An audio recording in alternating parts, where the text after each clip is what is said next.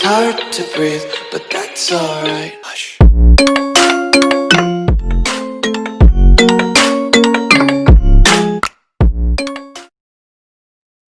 Hello everyone, last lecture में tally के हमने ग्रुप बनाना सीखा था और लेजर क्या होता है, लेजर बनाना सीखा था और लेजर क्या होता है वो सब देखा था। अब नेक्स्ट आता लेजर के अंदर आने वाले ग्रुप्स जिनके अंतर्गत लेजर को बनाया जाता है। यहाँ पर हमें टोटल 34 ग्रुप्स मिलते हैं जिसमें आप अलग अलग ग्रुप्स का यूज अलग अलग जगह कर सकते हैं।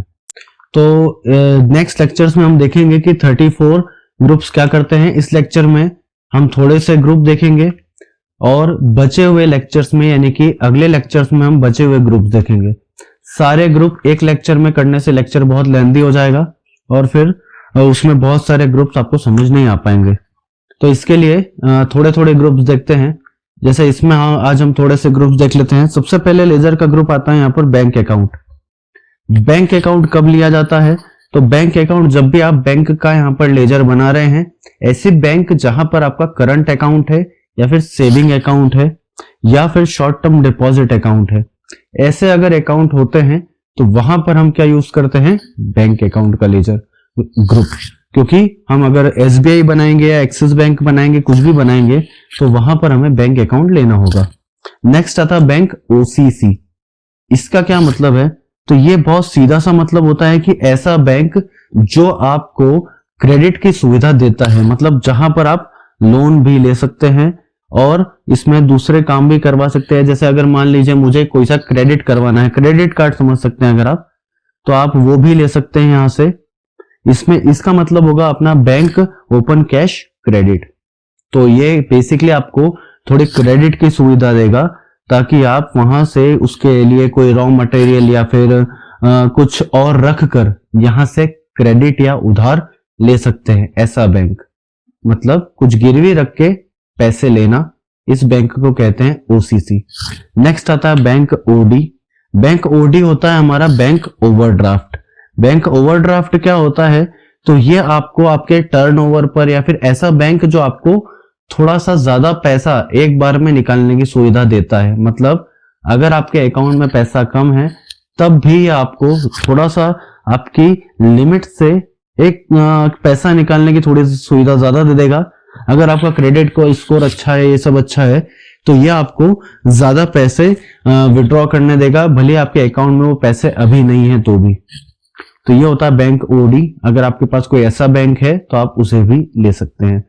बैंक अकाउंट लेना सबसे बढ़िया है क्योंकि ये हमारे फिक्स्ड करंट अकाउंट और सेविंग अकाउंट दोनों के लिए काम में आ जाता है। नेक्स्ट आता है ब्रांच या डिवीजन। ब्रांच या डिवीजन क्या करता है? तो ये ऐसा लेजर बनाता है जिसमें आप जब भी कभी ब्रांच के बारे में बात करेंगे तो आपको पता चल जाएगा कि ब्रांच इसमें आएगी। मान लीजिए अगर किसी दूसरे ब्रांच का कोई सा डेटा मेरे पास आता है तो मैं उसका ब्रांच का लेजर यहां पर बना दूंगा जिससे मुझे पता चल जाएगा कि इस ब्रांच का डेटा यहां पर आया है।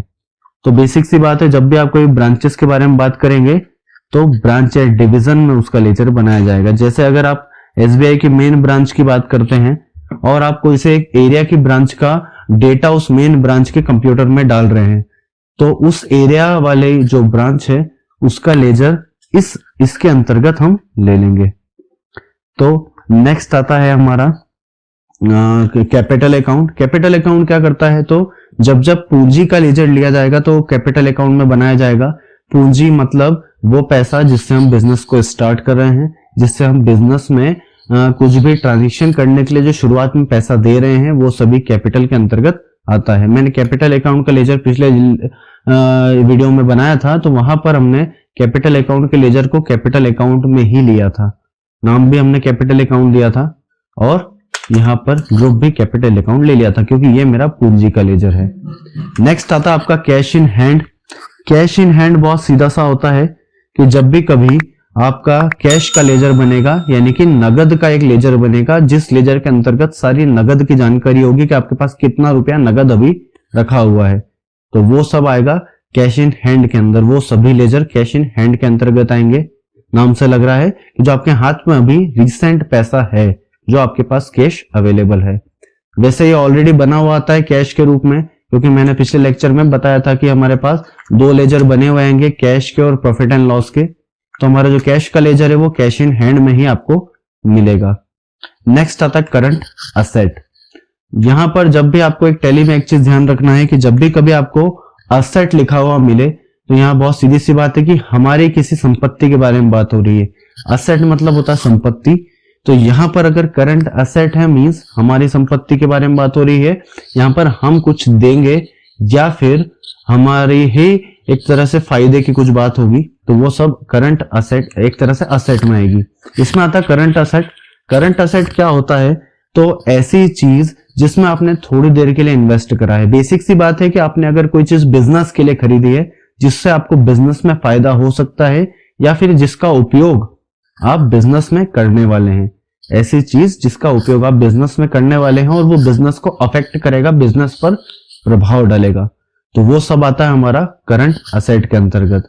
अगर आपने कुछ भी लिया है, जैसे मान लीजिए अगर मैंने किसी को माल बेचा है उधार, तो वो जो व्यक्ति है वो मेरा एक तरह से अभी करंट असेट लेकर बैठा हुआ है। सन्डी डेटर जो रहेगा, आगे देखेंगे हम सन्डी डेटर क्या होता है। तो सन्डी डेटर जो रहेगा वो मेरा करंट असेट के अंतर्गत आएगा। अगर मैं मुझसे कोई माल उधार लेकर बैठा हुआ है या फिर जो जिसका पेमेंट मुझे आना बाकी है, तो वो मेरा आ जाता है करंट असेट में। नेक्स्ट आता है करंट लायबिलिटीज। लायबिलिटी मतलब होता है दायित्व जो आपको करना ही करना होता है। तो करंट लायबिलिटी करंट असेट का उल्टा होता है। करंट असेट में यदि हमने किसी को उधार बेचा है तो वो करंट असेट आएगा, लेकिन अगर हमने किसी से उधार खरीदा है तो वो करंट लायबिलिटी में गिना जाएगा। तो जब जब हम किसी से व्यक्ति से उधार खरीदेंगे तो वो पैसा अपने आप हमारा करंट लायबिलिटी मतलब हमारे दायित्व में चले जाएगा। ऐसा पैसा जिसे हमको शॉर्ट टर्म में ही चुकाना रहेगा वो करंट लायबिलिटीज में आता है। तो हमने देखे आज बैंक अकाउंट जिसके अंदर हम नॉर्मल करंट अकाउंट और सेविंग अकाउंट के लेजर बनाते हैं। Bank OCC open cash credit, ऐसा बैंक जहां पर से हमको एक तरह से कोई अपनी संपत्ति देकर लोन मिल सकता हो। जैसे बहुत सारे गोल्ड फाइनेंस होते हैं तो वो ओसीसी में आएंगे जो गोल्ड लेकर पैसा देते हैं आपको। बैंक ओडी, ऐसा बैंक जो आपके विड्रॉल की लिमिट को बढ़ा देता है ताकि आप बाद में वो पैसा चुका सके। नेक्स्ट आता है ब्रांच या डिवीजन, जिसमें हम किसी ब्रांच का लेजर बनाते हैं। कोई सी अगर हमारे पास ब्रांच है तो उसका लेजर यहां पर बनाया जाएगा। नेक्स्ट आता है कैपिटल अकाउंट, पूंजी का लेजर, जो कि सबसे हमने पहले शुरू में बनाया था और यही सबसे पहले बनता है क्योंकि पूंजी सबसे पहले डाली जाती है। कैश इन हैंड, जो हमारे पास नगद है उसका लेजर यहां पर बनाएंगे कैश का, जिसके अंदर सारी नकदी की विवरण जाएगा कि नकदी कितनी है और कहां से आई है। नेक्स्ट आता है करंट असेट। अगर हमारे पास कोई संपत्ति है जिसका यूज हम बिजनेस में कर रहे हैं और शॉर्ट टर्म या लॉन्ग टर्म, वैसे तो शॉर्ट टर्म के लिए ही बेसिक यूज होता है, तो ऐसा पैसा जिसका हम बिजनेस में यूज कर रहे हैं हमारा, या फिर ऐसी संपत्ति, जरूरी नहीं केवल पैसा ही, ऐसी संपत्ति जिसका बिजनेस में यूज किया जा रहा है वो कहलाती है current asset. Current liability, current liability मतलब वो दायित्व जो हम बिजनेस में ले रहे हैं। करंट असेट में हम दिया हुआ माल गिन सकते हैं और करंट लायबिलिटी में हम उधार लिया हुआ माल गिन सकते हैं। तो इसलिए इस लेक्चर में इतने देखेंगे। नेक्स्ट लेक्चर में हम बचे हुए ग्रुप्स को पूरा करने की कोशिश करेंगे। आई होप आपको समझ में आया होगा। तो नेक्स्ट लेक्चर तक के लिए thank you and good bye.